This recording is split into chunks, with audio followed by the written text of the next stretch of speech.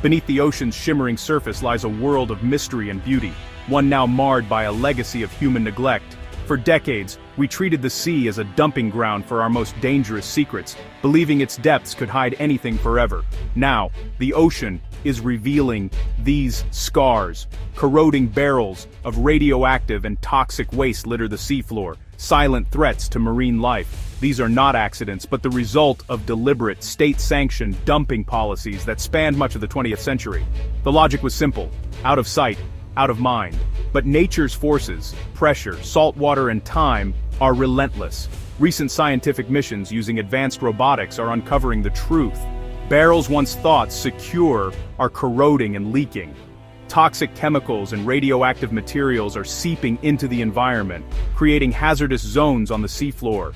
This is not a distant problem, it's a clear and present danger that connects the deep ocean to the health of the entire planet. The consequences of our actions linger, hidden in darkness, waiting to surface. The discovery of these leaking barrels is a moral challenge, forcing us to confront the legacy we've left behind. The deep ocean is sending us a message we can no longer ignore. The health of our planet depends on our willingness to listen and act. Will we respond before these hidden scars cause irreparable harm? Ocean dumping began with a lack of foresight, not malice. As industrial and nuclear technologies advanced, societies faced a new problem: what to do with hazardous waste. The ocean, vast and seemingly infinite, became the solution. From the 1930s, ships dumped chemicals, explosives, and radioactive materials into the deep far from human eyes. This was legal and internationally accepted for decades, with agencies like the IAEA informed. The belief was that the ocean would dilute any danger, a dangerously flawed assumption. By the 1970s, environmental awareness and activism challenged this practice, leading to new international agreements. The London Convention of 1972 and its later protocols began to regulate dumping, and, by 1993, a global ban on ocean disposal of radioactive waste was in place. But the damage was done. Hundreds of thousands of barrels remain on the seafloor, their contents dangerous for centuries. The era of dumping ended, but the era of consequence had only begun. Off Europe's western coast, the Northeast Atlantic hides one of the world's largest underwater nuclear graveyards. Here, over 200,000 barrels of radioactive waste lie scattered across the abyss, dumped by several nations from 1946 to the early 1990s. These barrels, containing low and intermediate level waste, were left in the hope that the deep sea would keep them safe.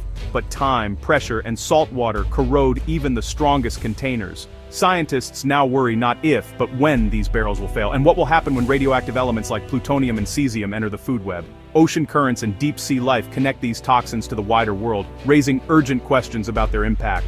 The ticking nuclear clock of the deep has become a focus of intense scientific investigation. In June 2025, the NODSUM expedition set out to assess the Northeast Atlantic dump site. French and international scientists deployed ULIX, a state-of-the-art underwater robot, to map and inspect the seafloor. ULIX's sonar and cameras revealed thousands of barrels, some intact, many corroded or ruptured, leaking their contents. For the first time, scientists had direct visual evidence of widespread containment failure. ULIX also measured radioactivity in water and sediment, and surveyed local biodiversity.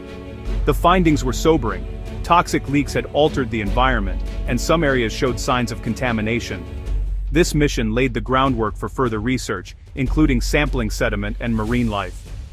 The NODSUM expedition has opened a window into a hidden world, and what we see is deeply concerning.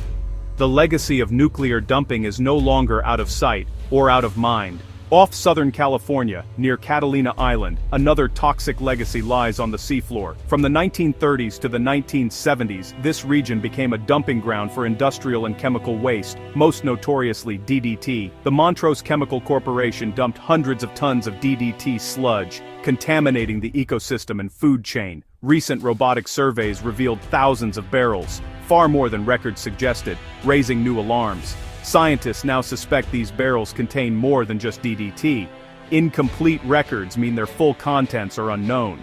The seafloor here is a chemical mystery, with unknown risks to marine life and humans. Researchers are racing to chemically fingerprint the contamination and understand its true scope. The barrels are not just relics, they are ticking time bombs of unknown poisons. In September 2025, a breakthrough study revealed the Southern California barrels were leaking more than DDT. Much of the waste was highly alkaline, with a pH like drain cleaner, a byproduct of DDT manufacturing. This caustic material reacted with seawater, forming hard mineral crusts, and transforming the seafloor into a barren, alien landscape. Biodiversity plummeted in these zones. Most marine life vanished, leaving only specialized microbes adapted to extreme conditions. The damage is not just chemical, but physical. Industrial waste has literally sterilized parts of the ocean floor. Yet, even here, life finds a way. Extremophile bacteria thrive where nothing else can. Their existence is a testament to resilience, but also a grim marker of how profoundly we've altered the deep sea. The ocean's most remote corners are no longer untouched. They bear the scars of our industrial past.